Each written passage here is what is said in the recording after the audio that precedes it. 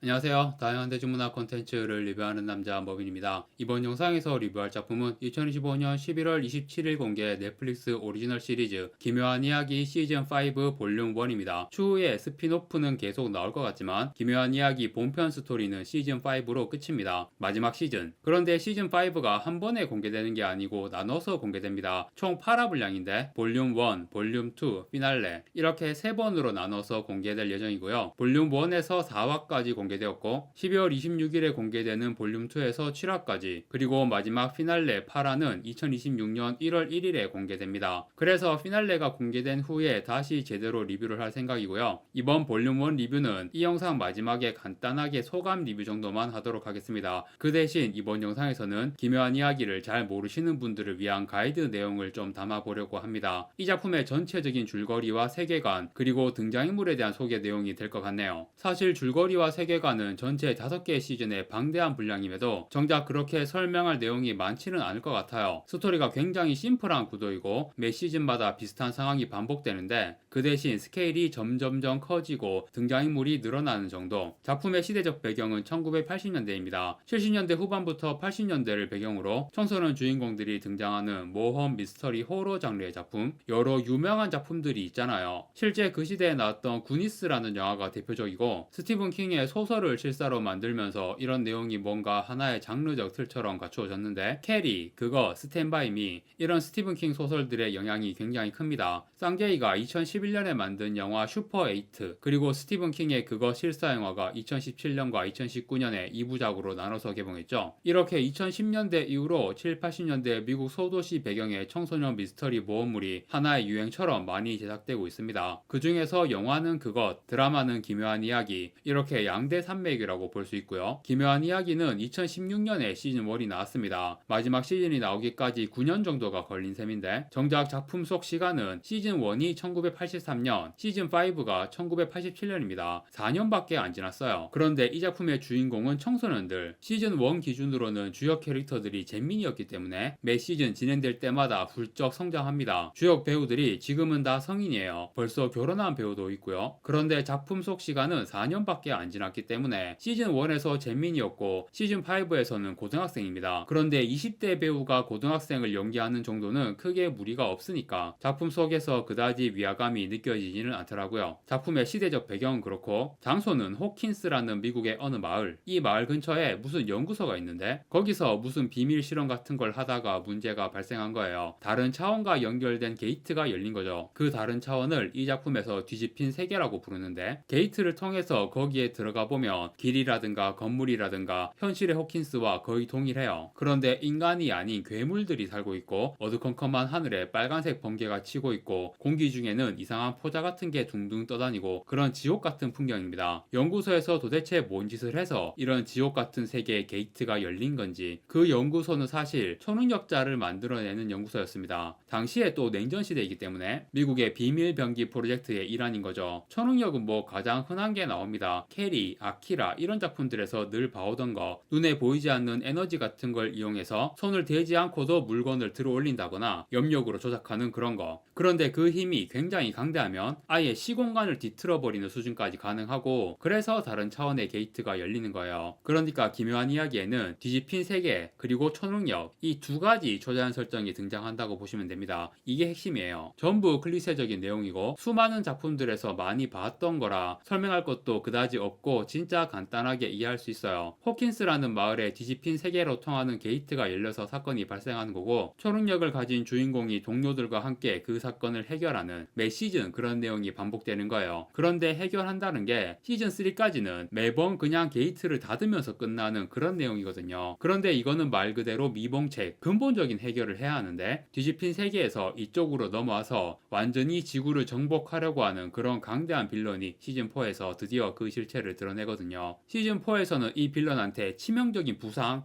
마스크를 입히고 잠시 물러나게 했지만 완전히 없애지는 못했어요. 그래서 시즌5에서 이 빌런하고 최후의 결전을 벌이는 내용이 나오는 거죠. 이렇게 스토리는 굉장히 심플합니다. 그런데 기묘한 이야기가 이런 심플한 스토리로 넷플릭스 최고의 히트 시리즈가 될 수 있었던 건 일단 스토리가 심플하다는 게 재미없다는 의미는 아니잖아요. 오히려 단순하고 이해하기 쉬운 스토리라서 더 재미있게 몰입할 수 있는 거고요. 80년대라는 시대적 배경도 아주 매력적으로 표현되었습니다. 하지만 이 드라마의 가장 핵심은 역시 캐릭터입니다. 캐릭터 한 명 한 명의 매력, 그리고 여러 캐릭터들이 조합되는 케미, 이게 진짜 핵심입니다. 그 캐릭터에 대해서 지금부터 설명해 드리겠습니다. 일단 주인공 그룹 아이들, 구니스, 그것, 스탠바이미 다 똑같잖아요. 또래 남자 아이들 그룹이 있는 거 보통 4명이 정석이에요. 그것은 6명이었지만 구니스, 스탠바이미는 4명, 그리고 기묘한 이야기도 4명입니다. 시즌1 잼민이 시절 모습인데 지금은 다 컸어요. 윌, 마이크, 더스틴, 루카스라는 이름이고요. 이 4명이 스토리의 중심이고 이 4명의 가족들, 친구들, 지인들 해서 동료 그룹이 형성되는 겁니다. 처음에는 이 4명만 호킨스 마을에서 벌어지는 초자연적인 사건의 실체를 알고 있고 어른들은 안 믿죠. 그래서 자기들끼리 해결하려고 분투하다가 점점 주변 사람들도 초자연적인 사건의 실체를 알게 되고 동료 그룹이 계속 커져갑니다. 아무튼 초반에는 이 4명, 그리고 여주인공이 있어야죠. 이 여주인공이 연구소에서 탈출한 초능력 소녀입니다. 빡빡이 고트, 빡빡머리가 가장 잘 어울리는 여배우 밀리 바비 브라운, 줄여서 밀바브가 연기한 11이라는 캐릭터입니다. 연구소에서 탈출해서 주인공 남자아이들 그룹하고 만나는데 얘는 자기 이름을 몰라요. 그런데 손목에 011이라는 숫자가 새겨져 있어요. 그래서 11, 줄여서 L이라고 부릅니다. 참고로 이 숫자는 연구소 실험체 넘버입니다. 나중에 진짜 이름이 제인이라는 걸 알게 되는데 제인이라고 부르는 사람도 있고 11이나 L이라고 부르는 사람도 있습니다. 시즌1에서 이 캐릭터의 빡빡머리 모습이 너무 귀여워서 연기한 배우 밀리 바비 브라운의 인기가 떡상했죠. 기묘한 이야기 배우들 중에서 가장 스타가 된 배우입니다. 그런데 2004년생인데 2024년에 결혼했어요. 엄청 어린 나이에 이른 결혼을 했습니다. 아무튼 주인공 남자아이들 그룹하고 11이 만나면서 본격적인 스토리가 진행되는 건데요. 그 전에 뒤집힌 세계의 게이트가 열린 영향으로 거기서 괴물 한 마리가 튀어나와서 주인공 그룹 중 윌을 잡아갑니다. 윌이 뒤집힌 세계로 끌려가 버린 거예요. 그래서 시즌1에서는 윌이라는 소년의 실종 사건, 이게 메인이 되는 사건이고요. 윌의 가족들과 친구들이 윌을 계속 찾아다니면서 초능력 소녀도 만나고 괴물도 만나고 뒤집힌 세계의 존재도 알게 되면서 그렇게 사건의 진상에 접근하는 내용이죠. 그래서 주인공 그룹의 주변 인물 중에서 초반에 비중이 높은 게 윌의 가족. 윌의 부모님은 이혼을 해서 아빠는 다른 지역에 살고 있고요. 엄마와 형이 윌과 함께 삽니다. 엄마는 조이스라는 이름이고 배우가 위노나 라이더입니다. 이 작품에서 가장 유명한 배우이기 때문에 당연히 매우 비중 있는 캐릭터입니다. 어른 캐릭터 중에서 주인공이라고 볼 수 있죠. 그리고 윌의 형은 조나단이라는 이름이고요. 고등학생입니다. 조이스와 조나단이 함께 계속 윌을 찾아다니면서 여러가지 내용들이 진행되는데요. 윌은 시즌1에서 계속 실종 상태이기 때문에 주인공 그룹에서 가장 등장 비중은 적어요. 하지만 시즌1 마지막에 결국 윌을 찾아내고 시즌2부터는 주역급 비중으로 계속 나옵니다. 특히 윌이 뒤집힌 세계에 잡혀가 있는 동안 무슨 일을 겪어가지고 평범하지 않은 존재가 되었거든요. 뒤집힌 세계의 괴물들이 하이브 마인드라고 해서 정신이 다 연결되어 있는데 윌도 약간 연결이 되어 있어가지고 그래서 윌 때문에 오히려 우리 편이 위기에 처하기도 하고 그러거든요. 그런데 윌이 계속 그거를 제어하려고 노력하다가 결국 시즌5에서 각성 비슷한 걸 하더라고요. 시즌5 나머지 내용에서 큰 활약을 하지 않을까 예상하고 있습니다. 그리고 주인공 잼미니 그룹에서 초반에 가장 비중 있는 캐릭터는 마이크입니다. 마이크를 연기한 핀 울프하드라는 배우도 밀바브처럼 엄청 스타가 되었습니다. 아무튼 마이크가 이 그룹에서 약간 리더격인 캐릭터예요. 그리고 마이크네 집이 부자는 아니고 평범한 가족이긴 하지만 그래도 가족 숫자가 가장 많고 집도 넓은 편입니다. 집에 넓은 지하실이 있고 거기가 주인공들의 아지트 같은 곳이에요. 거기서 항상 넷이 모여서 TRPG를 하고 놀거든요. 윌이 실종된 후로는 거기 모여서 작전 회의 같은 걸 하고 그리고 11을 만났을 때 11이 누군가에게 쫓기고 있는 상황이어서 마이크가 11을 지하실에 숨겨줍니다. 부모님 몰래 음식 갖다 주고 하면서 지하실에 살게 하죠. 그러다가 뭐 당연히 둘이 눈이 맞아서 나중에 사귀게 되고요. 마이크의 가족은 아빠, 엄마가 있고 그리고 누나와 여동생이 있습니다. 윌의 엄마인 조이스를 제외하고 다른 멤버들의 부모들은 뒤집힌 세계의 위협에 맞서는 동료 그룹의 캐릭터는 아닙니다. 그냥 단순한 주변인 혹은 무슨 일이 벌어지는지 모르는 채 봉변당하는 피해자 역할. 특히 마이크의 집은 항상 아지트처럼 활용되기 때문에 영문도 모른 채 집에 우르르 사람들 모이는 걸 다 받아주는 마이크의 부모님이 참 보살처럼 보입니다. 아무튼 부모님은 그런 역할이고 마이크의 누나인 낸시가 아주 비중 있는 캐릭터거든요. 뒤집힌 세계에서 튀어나온 괴물 때문에 두 명이 실종되었는데 한 명이 윌이고 한 명은 낸시의 친구였어요. 그래서 낸시도 자기 친구 찾으려고 하다가 사건에 말려드는 거고요. 특히 윌의 형인 조나단하고 엮이게 되죠. 낸시한테 스티브라는 남자친구가 있는데 스티브는 낸시가 실종된 자기 친구 찾으려는 걸 도와주지 않아서 그래서 낸시가 조나단하고 같이 찾으러 다니니까 그걸로 스티브하고 싸움이 나고 이 세 캐릭터의 삼각관계 갈등이 시작되는데요. 낸시의 남자친구인 스티브라는 캐릭터가 처음에는 밤마다 눈 양아치 같은 캐릭터로 나옵니다. 낸시랑 사귄 것도 이 여자 저 여자 다 만나다가 한 번쯤 낸시 같은 범생이 타입도 만나봐야지 이런 마음으로 사귄 거였거든요. 그런데 계속 골빈 애들만 만나다가 낸시 같은 애를 만나니까 스티브도 영향을 받아서 얘도 점점 달라지는 거예요. 이 드라마는 캐릭터가 핵심이라고 했잖아요. 캐릭터로 그려내는 가장 대표적인 서사는 역시 성장이죠. 스티브도 그렇고 다른 캐릭터들도 내용이 진행되면서 성장하고 변화하는 그런 모습이 정말 재밌습니다. 아무튼 낸시, 스티브, 조나단 이 3인방이 잼미니 그룹과 어른 그룹 사이에 끼어있는 중간 그룹으로서 이 작품 캐릭터 구성의 한 축을 담당하고 있습니다. 낸시, 스티브, 조나단 모두 아주 매력적인 캐릭터들인데 다만 삼각관계에 대해서는 반응이 썩 좋지 않아요. 낸시가 결국 스티브랑 헤어지고 조나단과 사귀거든요. 그런데 다시 슬슬 스티브 쪽으로 마음이 기우는 모습을 보이고 있어가지고 이런 갈팡질팡하는 모습으로 낸시가 욕을 좀 먹고 있습니다. 결국 낸시가 누구랑 맺어지는가도 시즌5에서 확실히 마무리를 지어야 하는 내용이라고 할 수 있습니다. 낸시는 마이크의 누나이고 마이크한테 여동생도 있습니다. 이름은 홀리. 그런데 홀리는 시즌1부터 시즌4까지는 나이가 너무 어려서 계속 출연은 하고 있지만 비중은 거의 없는 병풍 캐릭터였는데 시즌5에서 갑자기 비중이 커집니다. 그런데 아무래도 나이가 어린 캐릭터니까 이전 시즌의 배우는 너무 컸나봐. 그래서 배우가 교체되었습니다. 이전 시즌 배우는 좀 억울하게 되었죠. 계속 병풍이다가 기껏 시즌5에서 분량이 커졌는데 배우 교체라니. 아무튼 이렇게 엄마, 아빠, 누나, 여동생까지 마이크의 가족들을 알아보았고요. 잼미니 그룹의 나머지 2명, 이 중에서 더스틴은 일종의 브레인 역할의 캐릭터입니다. 윌이나 마이크와 달리 더스틴의 가족 중에서는 비중 있는 캐릭터가 없습니다. 주역 4인방 중 유일하게 외동이고 가족이 엄마랑 외삼촌만 나와요. 둘 다 비중 없는 병풍 캐릭터. 하지만 더스틴 본인은 브레인 역할로 계속 비중 있게 활약합니다. 특히 학교의 과학 선생님이랑 친해가지고 항상 과학 선생님한테 이것저것 물어보고 배운 것을 응용해서 다양한 도구나 장치를 만들어 결정적인 활약을 하는 캐릭터입니다. 그리고 딱 봐도 여자에게 인기 없어 보이는 캐릭터인데 방학 동안 어디 무슨 과학 캠프에 가서 더스틴이랑 비슷한 과학 덕후인 수지라는 여자애를 만납니다. 수지는 일단 다른 지역에 살기 때문에 등장 분량은 많지 않지만 시즌4와 시즌5에서 결정적인 도움을 주는 내용이 있긴 합니다. 그리고 잼미니 그룹에서 유일한 흑인 멤버인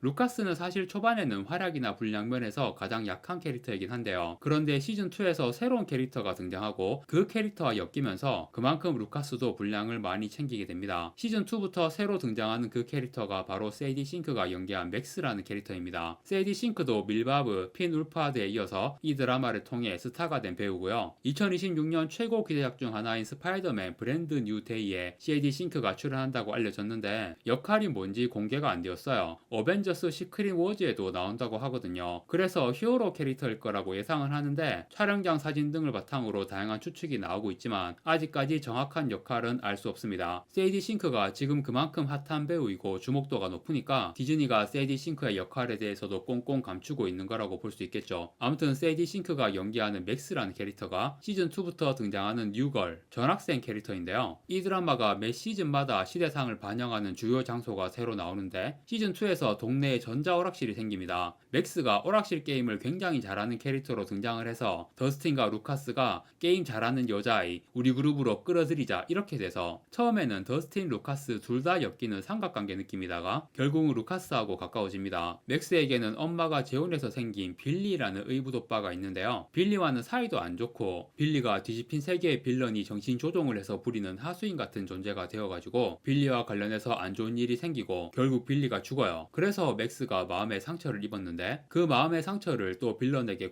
공략당해가지고 시즌4에서 엄청 큰일을 겪고 마지막에 혼수 상태가 되거든요. 시즌5에서도 계속 혼수 상태로 나오는데 이 작품이 현실 세계에서 벌어지는 일뿐 아니라 일종의 정신 세계에서 벌어지는 상황들도 나오기 때문에 맥스가 현실에서는 혼수 상태이지만 빌런의 정신 세계 속에서 하면서 뭔가를 지금 하고 있는 상황이 시즌5에 나오고요. 루카스는 맥스와 함께하는 분량도 꽤 있고 그 외에도 그때그때 필요한 활약들을 하면서 주역으로 계속 나오는 캐릭터입니다. 그리고 루카스에게 에리카라는 여동생이 있는데 마이크의 여동생인 홀리는 시즌5부터 제대로 분량이 생겼지만 루카스의 동생 에리카는 시즌3부터 활약이 나오기 시작했고요. 그런데 주역급 정규 멤버라기보다는 약간 히든카드 느낌. 그런데 히든카드였는데 점점 분량이 커지고 있기는 합니다. 더스틴과 마찬가지로 에리카도 과학 덕후라서 더스틴의 뒤를 이은 보조 브레인 같은 역할을 하는 캐릭터입니다. 여기까지가 주역 잼민이 4인방과 그들의 가족 및 주변인들에 대한 소개였고요. 대부분 잼민이와 그 또래들 그리고 형이나 누나 연배의 캐릭터들인데 어른 그룹의 주인공 캐릭터들이 있단 말이에요. 정확히는 주인공이 2명인데 윌의 엄마인 조이스 그리고 또 한 명은 호킨스 마을의 경찰서장입니다. 이름은 짐 호퍼이고 배우는 데이비드 하버. 이 배우도 위노나 라이더 정도는 아니지만 유명한 배우인데 최근에는 마블에서 레드 가디언 역할로 또 활약하고 계시고요. 캐릭터 이름이 짐 호퍼라서 짐이라고 부르는 사람도 있고 홉이나 호퍼라고 부르는 사람도 있습니다. 군인 출신 경찰서장 캐릭터라서 무력이 강해요. 여러가지 무기들도 잘 다루고 싸움도 잘합니다. 그리고 가족이 없이 혼자 살고 있습니다. 아내와 딸이 있었는데 딸이 병으로 죽었고 아내와는 이혼을 했습니다. 그래서 경찰서장이긴 하지만 그다지 의욕도 없고 페인처럼 살고 있는데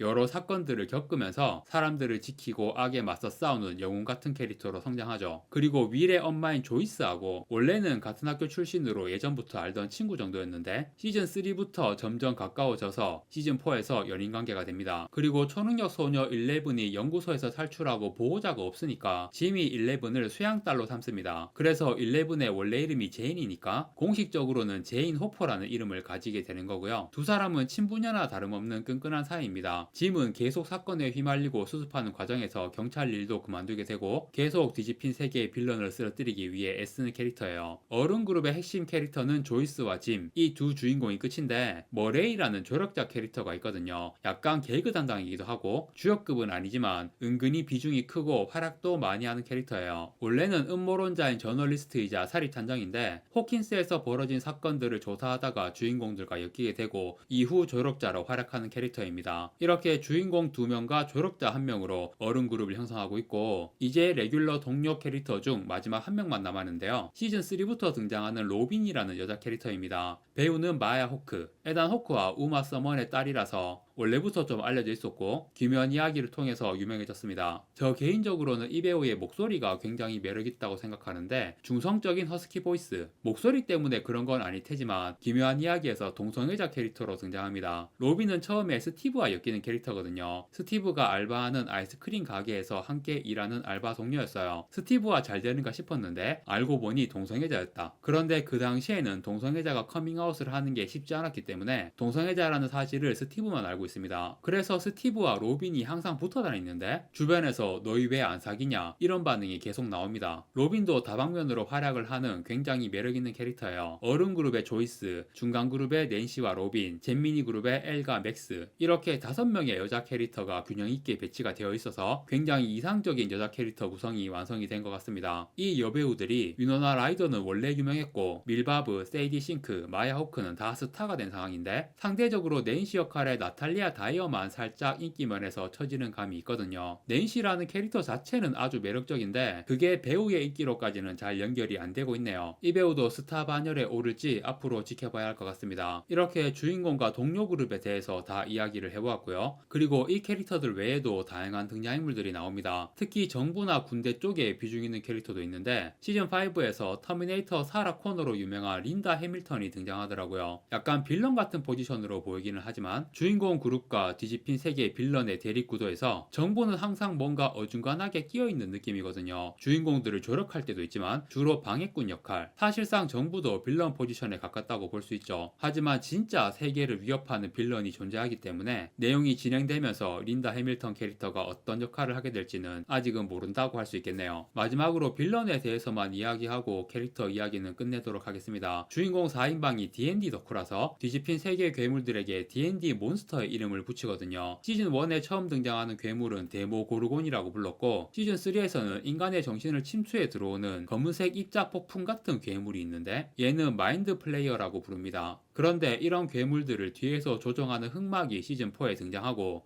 베크나라는 이름을 붙이거든요. 그런데 이 베크나라는 빌런의 정체가 반전입니다. 얘는 원래부터 뒤집힌 세계에 존재하는 괴물이 아니고 현실 세계의 인간이 뒤집힌 세계로 넘어가서 빌런이 된 거였어요. 헨리 크릴이라는 이름이고요. 밀바브가 연기한 초능력 소녀 주인공이 11이잖아요. 헨리는 원입니다. 첫 번째 실험체. 그 연구소가 헨리 때문에 생긴 거예요. 헨리는 초능력을 타고난 존재거든요. 헨리의 초능력을 연구해서 비슷한 초능력자들을 양산하려는 계획이었는데 어느 날 헨리에 의해서 연구소에 대학살이 벌어지고 헨리와 11이 대결하는 상황이 벌어집니다. 그 대결에서 11이 승리해서 헨리가 시공간의 틈으로 빨려 들어가 뒤집힌 세계로 가게 된 거고요. 거기서 빌런으로 변화해서 인간 세계를 정복하려는 계획을 진행하게 되는 거죠. 헨리는 기본적으로 인간이라는 존재 혹은 인간의 삶 자체에 실망과 염증을 느끼는 캐릭터고요. 특히 규칙적으로 정해진 삶을 반복해 살아가는 인간의 모습을 극혐하고 있습니다. 그 질서와 규칙을 내가 다 파괴해주겠다. 뭐 쉽게 말해서 혼돈의 대마왕 같은 그런 존재인 거죠. 얘가 현실 세계를 정복하려고 하는 과정이 그냥 무식하게 힘으로 밀어붙이면 장땡 그런 게 아니라 뭔가 필요한 과정들이 있어요. 뭐 일종의 제물을 바치는 것처럼 시즌4에서는 4명의 희생자를 제물로 삼아서 호킨스 전체에 거대한 게이트를 열어버렸거든요. 그 4명의 희생자 중 한 명이 맥스였어요. 맥스가 혼수 상태가 되었는데 그 전에 잠깐 죽었었어. 맥스가 죽으면서 게이트가 완성이 된 건데 그런데 죽은 맥스를 11이 뭐 어떻게 해서 다시 살려내거든요. 그런데 살아났지만 혼수 상태가 되었고 거대한 게이트는 결국 열려버렸다. 그리고 시즌5에서는 어린애들을 납치해가고 있습니다. 어린애 12명인가를 모아서 그걸로 인류를 정복할 결정적인 뭔가를 할 수 있나봐요. 아마도 인류의 정신을 지배하는 그런 쪽의 계획인 것 같습니다. 그래서 마이크의 동생 홀리도 잡혀갔는데 헨리의 정신세계 안에서 맥스가 등장해서 홀리와 함께 탈출하려고 하는 상황이고요. 현실 세계에서도 헨리의 계획을 막기 위해 주인공들과 동료들이 열심히 노력하고 있습니다. 이번 영상에서 시즌5 볼륨 1 리뷰는 특별히 할 얘기는 없네요. 재밌지 뭐. 다른 감상이 뭐가 있겠어요. 다만 좀 예상 밖이었던 건 마지막 시즌이니까 이제 다 정리하는 느낌으로 진행되는 줄 알았는데 린다 해밀턴 캐릭터라든가 더욱 새롭게 확장된 내용들이 나오더라고요. 아이들 납치해가는 것도 그렇고 볼륨 1까지의 내용은 뭐가 마무리되는 게 아니라 오히려 더욱 거대한 이야기가 시작되는 느낌이라서 이거 남은 4화 분량으로 끝나는 거 맞나? 라는 의구심이 들어요. 어떻게 마무리를 할지 정말 궁금합니다. 그래도 지금까지 잘해왔으니까 최고의 엔딩을 보여줄 거라고 믿어 의심치 않습니다. 이번 영상 여기까지 하고 마무리하겠습니다. 구독과 좋아요 부탁드립니다. 시청해주셔서 감사합니다.